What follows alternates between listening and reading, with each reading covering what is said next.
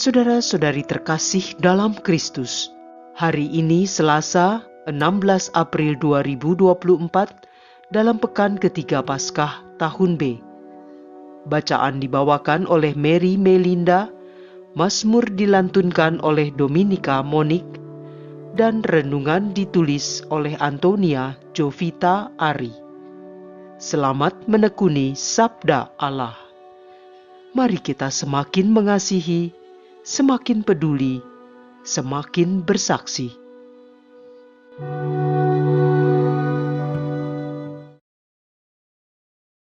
Dalam nama Bapa, Putra, dan Roh Kudus. Amin.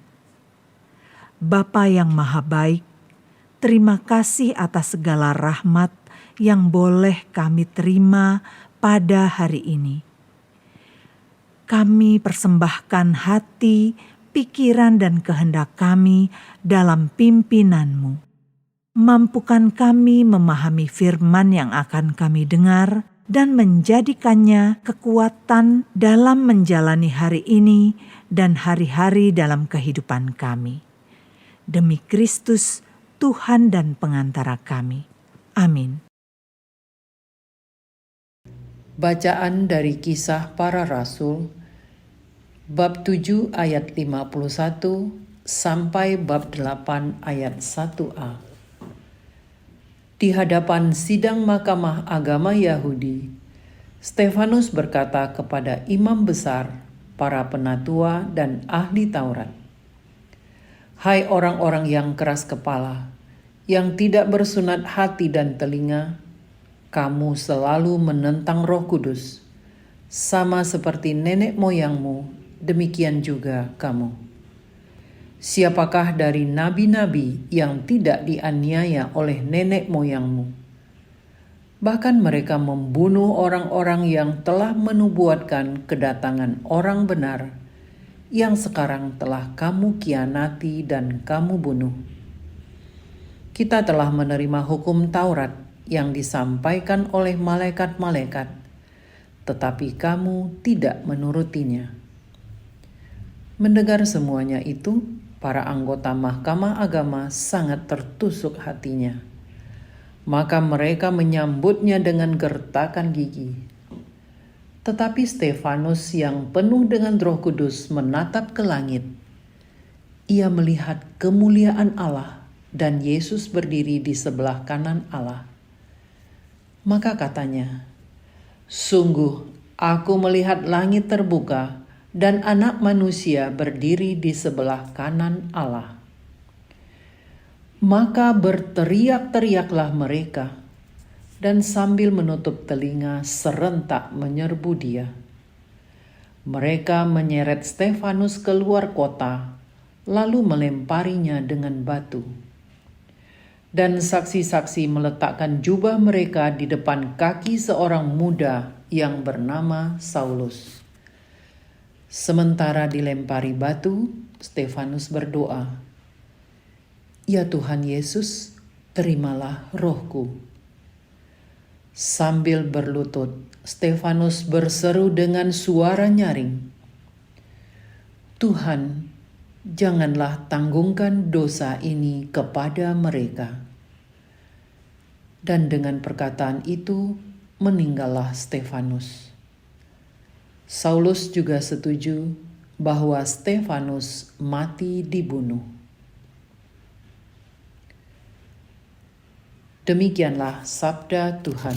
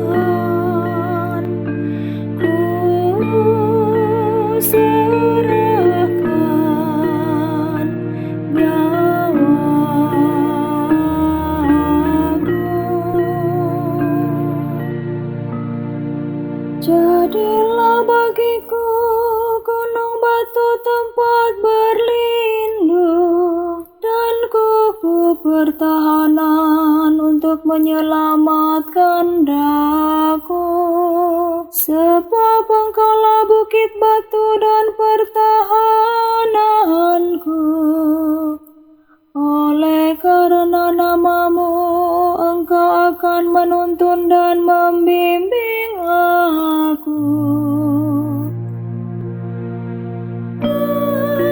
Dalam tangan-Mu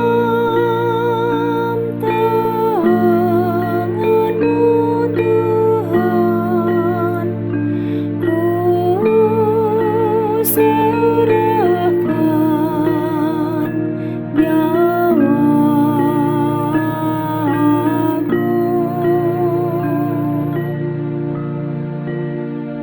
Ke dalam tangan-Mu ku serahkan nyawaku.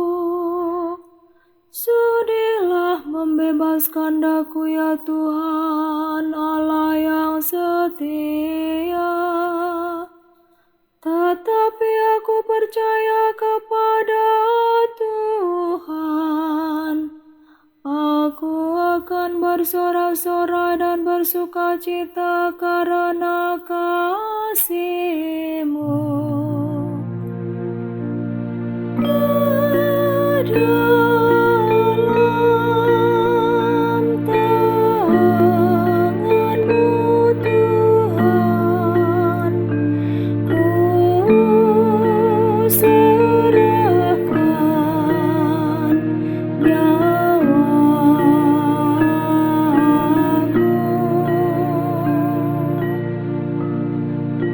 Buatlah wajah-Mu bercahaya atas hamba-hamba-Mu. Selamatkanlah aku oleh karena kasih setia-Mu. Engkau menyembunyikan mereka dalam naungan wajah-Mu terhadap persekongkolan orang-orang.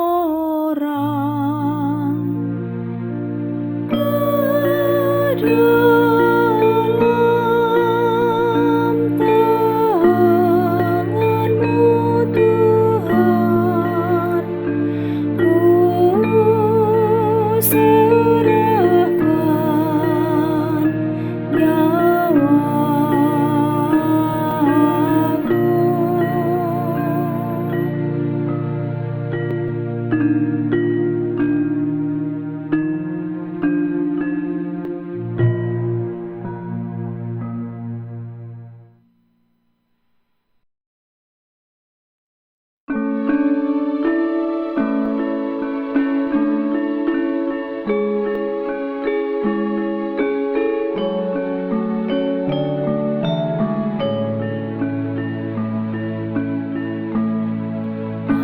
Haleluya, haleluya, haleluya.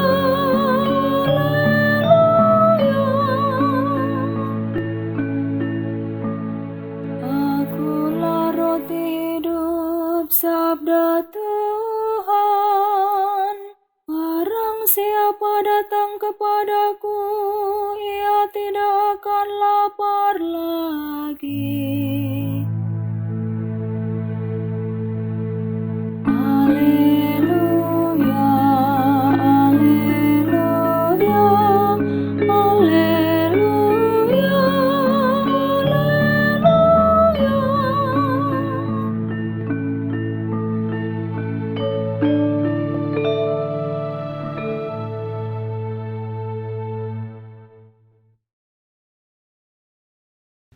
Inilah Injil suci menurut Yohanes, bab 6 ayat 30 sampai 35.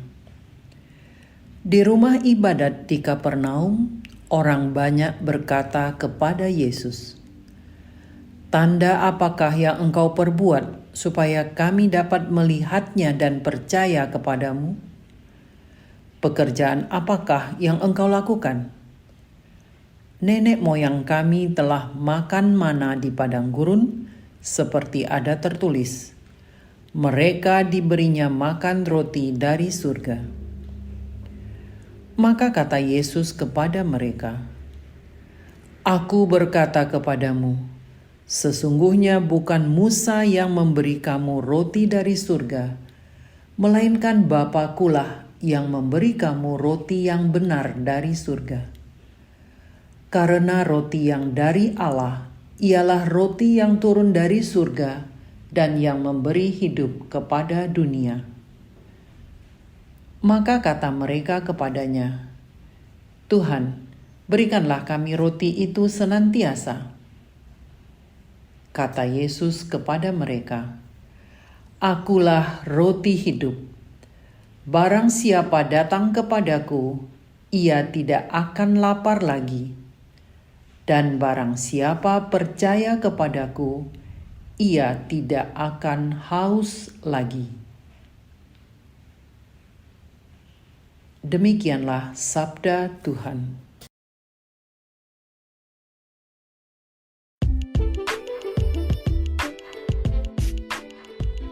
Roti hidup yang menyelamatkan. Renungan dibawakan oleh Antonia Jovita Ari.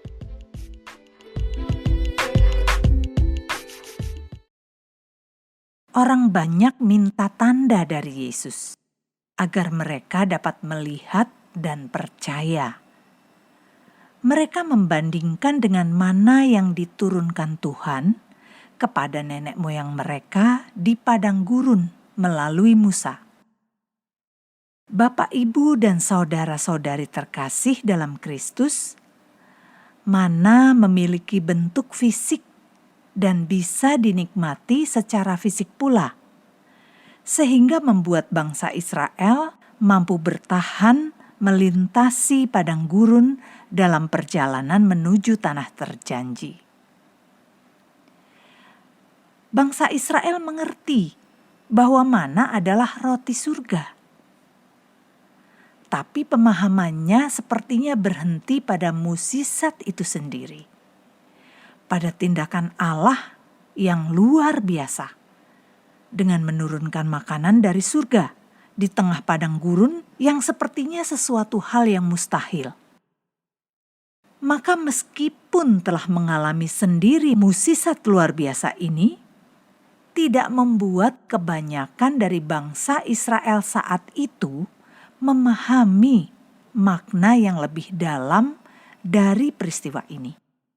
Mereka tidak memahami betapa kasih Allah yang luar biasalah yang menggerakkannya menurunkan makanan yang seharusnya tidak sekedar mengenyangkan secara fisik, agar bangsa Israel tidak hanya sekedar bertahan hidup, melainkan agar hidup seperti yang Allah kehendaki, hidup dalam ketaatan. Seperti bangsa Israel, setiap kita pun sedang menjalani padang gurun masing-masing menuju tanah terjanji, yaitu kehidupan kekal bersama Allah. Tetapi tidak jarang kita pun mempunyai pemahaman seperti bangsa Israel, menuntut tanda secara fisik, mengukur kasih atau berkat Allah hanya melalui hal-hal duniawi yang kelihatan secara kasat mata. Bapak, Ibu, dan saudara-saudari terkasih dalam Kristus, Yesus mengatakan, Akulah roti hidup. Barang siapa datang kepadaku, ia tidak akan lapar lagi. Barang siapa percaya kepadaku, ia tidak akan haus lagi. Berbeda dengan mana yang mengenyangkan secara fisik dan membuat manusia bertahan hidup di dunia, roti hidup mengenyangkan secara rohani dan membawa manusia kepada kehidupan kekal. Makanan jasmani memang perlu untuk memelihara tubuh kita selama hidup di dunia ini. Tetapi kehidupan di dunia ada batasnya. Usia 70 tahun atau 80 tahun kalau kuat. Seperti dalam Mazmur 90 ayat 10. Bapak, Ibu, dan saudara-saudari terkasih, adalah baik merawat kehidupan di dunia ini. Dan memang merupakan tanggung jawab kita untuk merawat tubuh kita yang adalah bait Allah. Akan tetapi, kehidupan di dunia ini bukanlah tujuan akhir. Ini hanyalah perjalanan padang gurun setiap manusia. Sedangkan merawat jiwa yang membawa kepada kekekalan merupakan kebutuhan setiap manusia. Karena pada hakikatnya tujuan sejati manusia adalah kehidupan kekal bersama Bapa. Dalam Matius 4 ayat 4 tertulis, manusia bukan hidup dari roti saja, melainkan dari setiap firman yang keluar dari mulut Allah. Yesus Sang Firman adalah roti hidup yang merupakan makanan jiwa yang memberi kekenyangan dan kesegaran jiwa. Lalu bagaimana supaya kita dapat menikmati roti hidup itu? Tuhan sendiri mengatakan supaya kita datang dan percaya kepadanya.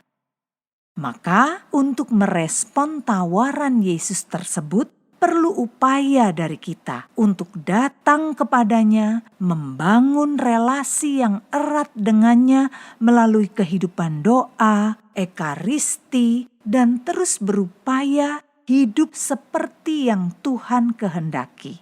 Menanggalkan manusia versi lama kita dan terus berjuang hidup menyerupai Kristus.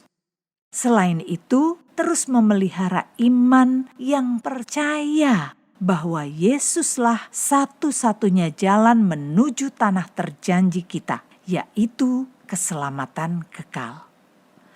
Marilah kita berdoa. Bapa, terima kasih atas roti hidup yang Engkau anugerahkan, yang adalah Putra-Mu sendiri yang telah wafat di kayu salib demi menyelamatkan kami orang berdosa ini. Kiranya rahmat-Mu memampukan kami untuk terus berupaya hidup seturut kehendak-Mu, supaya kami dapat ambil bagian menikmati roti hidup yang membawa pada keselamatan kekal bersama-Mu di surga. Doa ini kami sampaikan dengan perantaraan Yesus Kristus, Tuhan dan pengantara kami yang hidup dan berkuasa bersama Dikau dalam persekutuan dengan Roh Kudus, Allah sepanjang segala masa. Dalam nama Bapa, Putra, dan Roh Kudus. Amin.